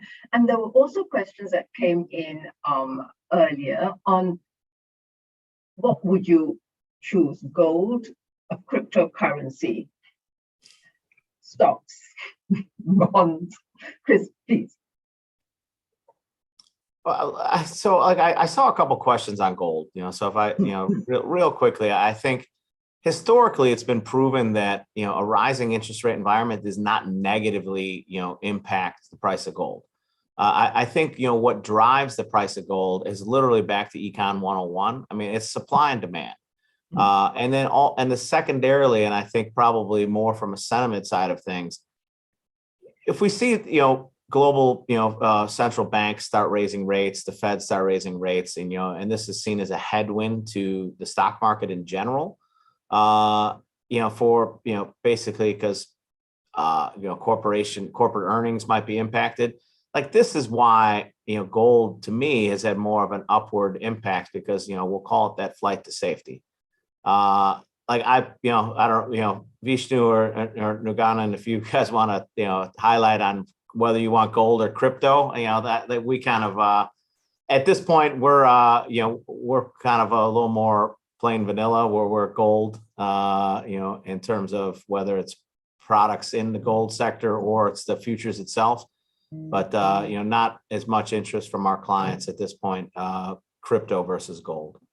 There is a crypto ETF, isn't there? I thought there was a crypto ETF, or is there not? Two of them got announced by the MAS, but there isn't a technical ETF in the US. You have Grayscale Bitcoin, but that's really not an actual ETF at this point. But I think everyone thinks they're coming in the US, and that would be probably a good positive for the sector prices if we do get it. Yes. Okay. All right. Nirgunan, so gold versus crypto versus stocks. What would you choose? Before I answer that question, you need to never forget one of the fundamental principles of investing, which is don't put all your eggs in one basket. Diversification should be the main consideration of any investor, whether it's a hedge fund, long-only investor, or an ordinary retail investor. And if you were to ask me in terms of the distribution between those three asset classes, I feel that you've actually missed out a very important asset class, which is bonds. As well as another one, commodities. So you need to have a diversification of your allocation.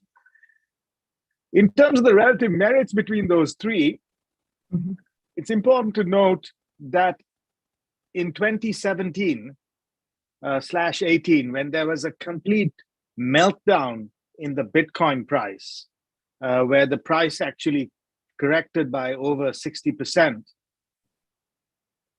gold held up very well. So we are in a market where in the last 13 years, ever since Mr. Nakamoto put out his famous statement, Bitcoin and its crypto cousins have been viewed as an alternative hedge to gold. And it has outperformed gold exponentially over the last 12 months. It's important to note that if there's a blow up in crypto, gold can hold up. It can be a better store of value than crypto. It's unlikely to fall by the same magnitude. And gold is often seen as a hedge against inflation. Its status as an inflation hedge is much longer than that of Bitcoin or crypto. Okay, thanks. My point is, you cannot discount gold. Stick with the tried and tested. The volatility of Bitcoin and crypto assets is something that we find very difficult to stomach. Vishnu, you're the economist here. Are cryptos really a store of value? I mean, gold is seen as a store of value, has been since humanity started. What about crypto? Okay, this is going to take a 1 week. No. This is going to be really short. In 2 minutes. Okay. Oh, right. This is going to be absolutely short. And that's not due to the lack of depth of question. It's the lack of depth of the knowledge of the person answering the question. So rest assured. So here's the thing. Let me start with gold. And this is where there's some studies. And categorically, I can say two things. Often gold is mischaracterized as an inflation hedge. It's not. Or rather, it's a qualified inflation hedge. How is it qualified? It's a great hedge against the debasement of currency. So if you think money supply is going to be profuse and that's going to erode the buying power of money, that's a great hedge because, as Chris rightly pointed out, it's supply constrained. So it's a great hedge. But if you're in an inflationary environment and real interest rates are rising, gold does very badly because it's a zero yielding asset. It doesn't yield anything. And the moment people want yields, gold starts falling apart. So we've got a beautiful chart on it. When you run gold prices against real yields, the negative correlation is fantastic. So that's something that's been tried and tested over a long period of time. On crypto, I'm really not the subject matter expert, but I'll draw parallels. The first thing I want to say is crypto and gold are not perfectly substitutable for very obvious reasons. They are not one and the same. You can get 6,000 cryptocurrencies, there's only one gold. For those of you who want to say there's white gold, so on and so forth, we are being really pure about this, there's one gold. The other point is this, but both suffer the same problem, that problem being both are zero yielding. And so for crypto, you're betting on its use, its value, anything in the future. And then I'm going to concede to Nirgunan's point about diversified according to your risk assets, your risk appetite, sorry. And I'm, as you rightly point out, I'm an economist. I don't know anything else about investments. Okay, look, I'm told we're very short on time, but let's take two sort of sectors. Okay, one is oil. Okay, so there's questions on where does the panel think oil is going? So I'm going to start with Chris. Chris, there's oil and there are also oil stocks. So yeah, look, so for me, oil's the biggest correlated trade to COVID. And I say that for one particular reason, and that word is demand.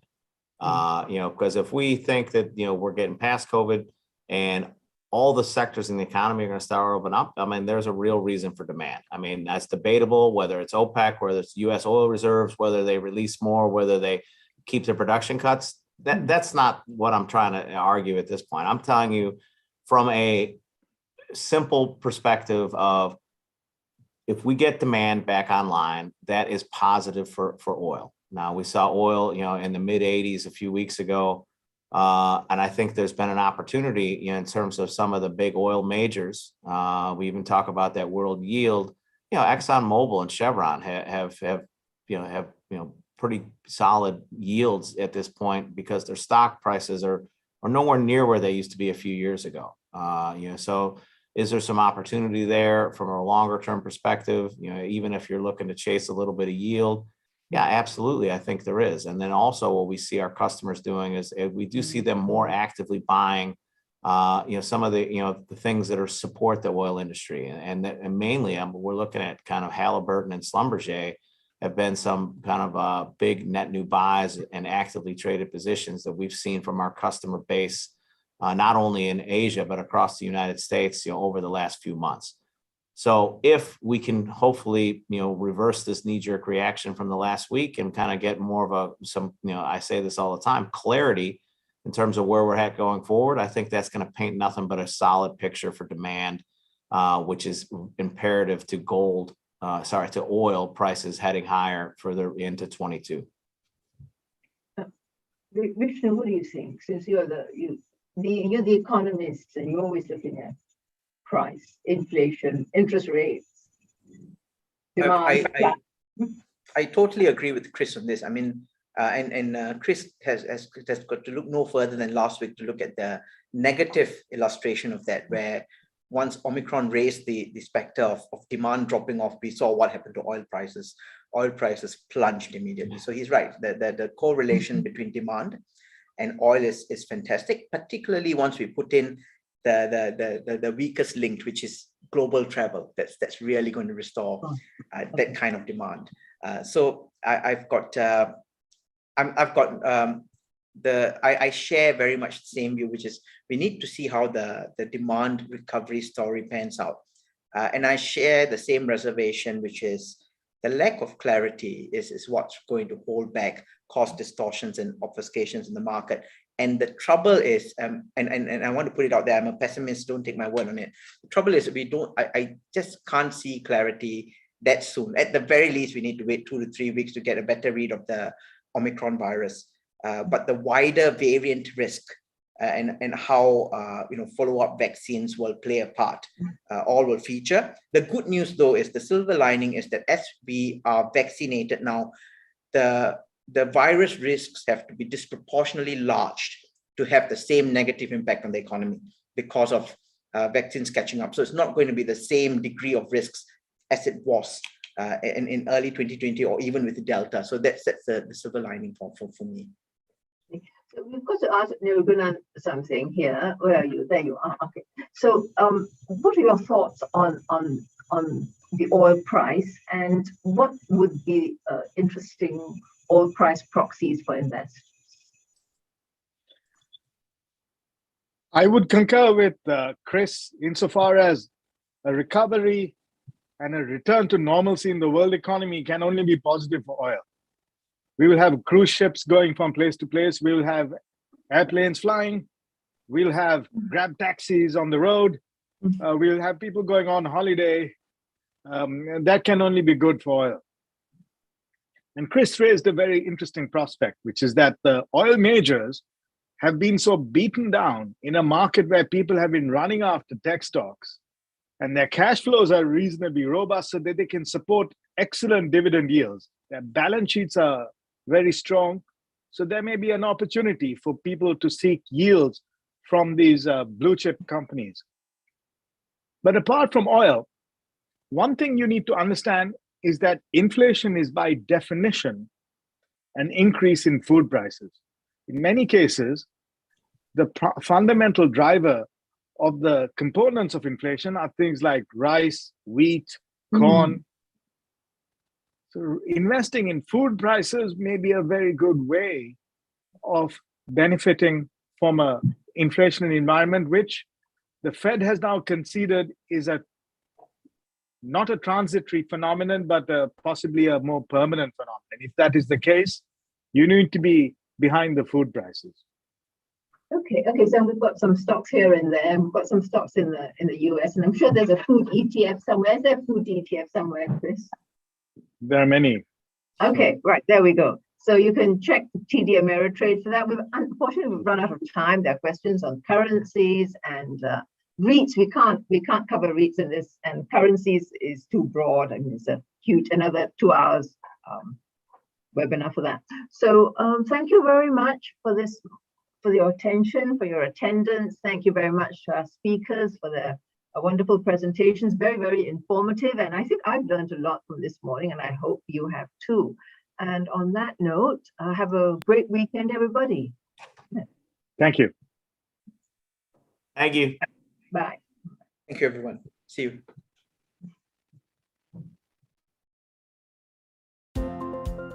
Cheers, Vishnu. Good one, Chris. Thank you very much.